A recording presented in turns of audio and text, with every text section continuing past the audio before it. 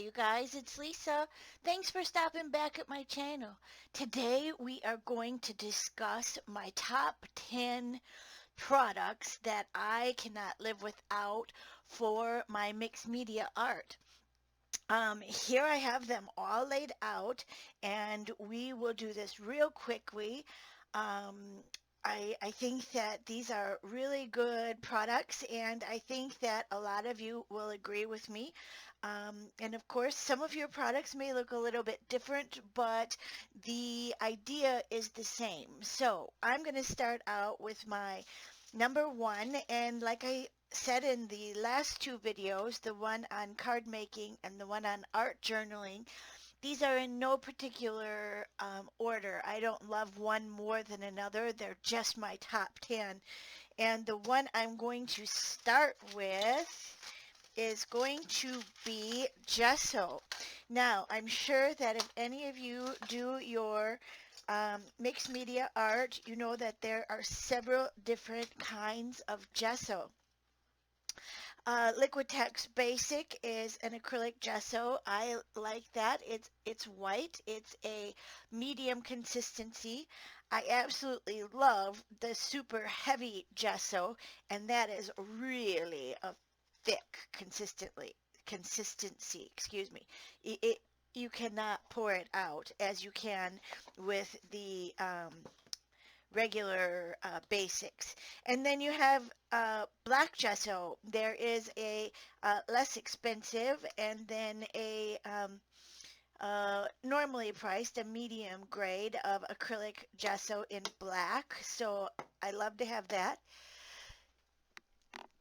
Excuse me, I had to sneeze there. And then this is a less expensive grade of white gesso, but it works fine, especially if you're going to be using it, perhaps mixing it with some um, neocolor pencils to get an effect, like this. This inexpensive gesso works just fine, and you can get all kinds of um, great soft textures with that. So if I had to pick one, I would pick my super heavy, and I would go ahead and I would take some of this out and I would water it down if I needed it to be more liquid, and that would solve that problem. So if you could only buy one of these, I would go with the super heavy gesso to start with. Okay, going to go on to matte medium. Matte medium, I use Liquitex also. I have bought some less expensive ones in the past, and sometimes I'm not very happy with that. But you have to do what works for you. You have to choose a few kinds and decide what brand that you like and what works for you. Now, on the same page, a matte gel by Liquitex is what I use, is going to be a thicker thing for collage, a thicker product for collage. As you can see, this will not come out, as this is very liquidy. And if I had to choose between the two products, I would go with the matte gel, and again, I would thin it with a little bit of water, and then you would have basically the matte medium just on a different level. So if I had to pick one, I would go with the matte gel, okay? Next, we're going to move right along, and something that I absolutely love in my mixed media art is my Rip Ruler. Now, this one I believe is by Creative Memories, and a Rip Ruler is very, very quick and easy. If you want that textured edge, you can use it for your collage papers, you can use it for your background papers, anything that you need, and a Rip Ruler made my top 10. I will link these products below, of course, you know I will. Next thing that made my top 10 is Stabilo pencils. Now I have a Stabilo brown and I have a Stabilo all in black. I absolutely love these two pencils. I would highly advise getting pencils like this. And again, this is not an instructional video, but yet a product video. I'll just show you really quickly. Here is my black Stabilo pencil. You could make a mark like that. You could grab a bit of water and you could see how super fun this pencil could be creating in your artwork. Look at that, huh? So a brown and a black are my favorite so far in Stabilo all pencils. Okay, those made the grade. Next thing, palette knife. There are lots and lots and lots of different shapes and sizes of palette knives. Here's some just to name a few. Now I believe this isn't really even a palette knife, but it works really super great for big pieces. And I keep that with my palette knives. Then you have metal ones, you have plastic ones, you have long ones, you have short ones, you have fat ones, you have skinny ones. There are a lot of different palette knives. Again, this is up to you what you are going to want. Find a few and try them out.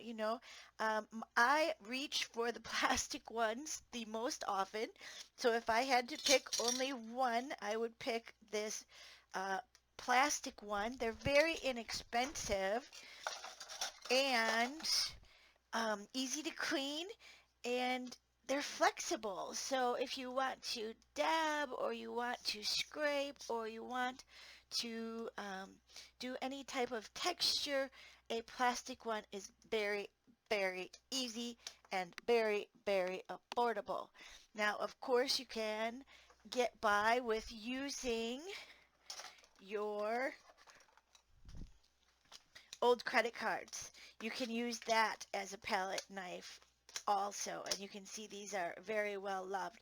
And don't forget about those room keys when you go out of town. Hopefully we'll be doing a little bit of traveling again soon, and you would be able to use your old room key for that same purpose. Next thing on my list is a General's 6B Extra Soft Charcoal Pencil. Super great, and I love using it for my shading.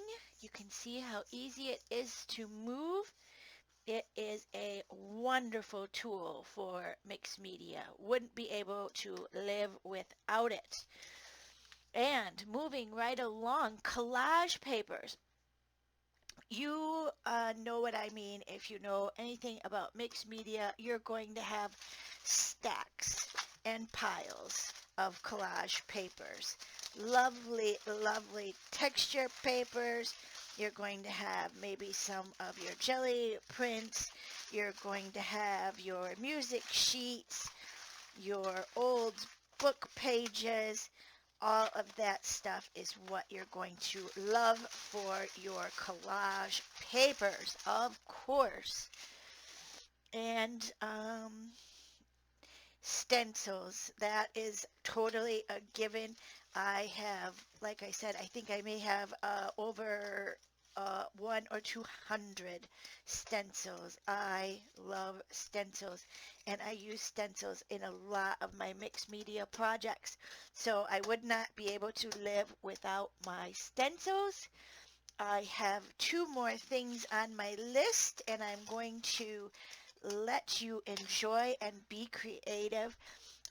The second to the last thing is texture scraps. Now, texture scraps to me, I have a big basket here, and let me just show you a few items. A few items like gauze, cheesecloth, lace, tea bags, old tea bags, all kinds of texture scraps you're going to love to put in your mixed media projects. Last but not least is something I use all the time in my mixed media art, and it is going to be burnt umber acrylic paint. And I use Liquitex and in the basics variety, and I use that watered down for my brown wash that I put over my mixed media projects to give it that grungy vintage finish. So if you watch any of my videos, and I have lots and lots of mixed media videos, I will leave the playlist here for you so you can check them out. Uh, Liquitex, burnt umber, acrylic paint is on my top 10. Excuse me. I did that super fast. I know. And I hope that you will stay tuned for, excuse me, next week. I'll be back with another project. I have something stuck in my throat. And we will see you again soon. Thanks for stopping. Thanks for checking it out. Leave thumbs up. Make sure you subscribe, and all the links will be in the description box below. Have a great day and get creating, okay? Thanks for stopping.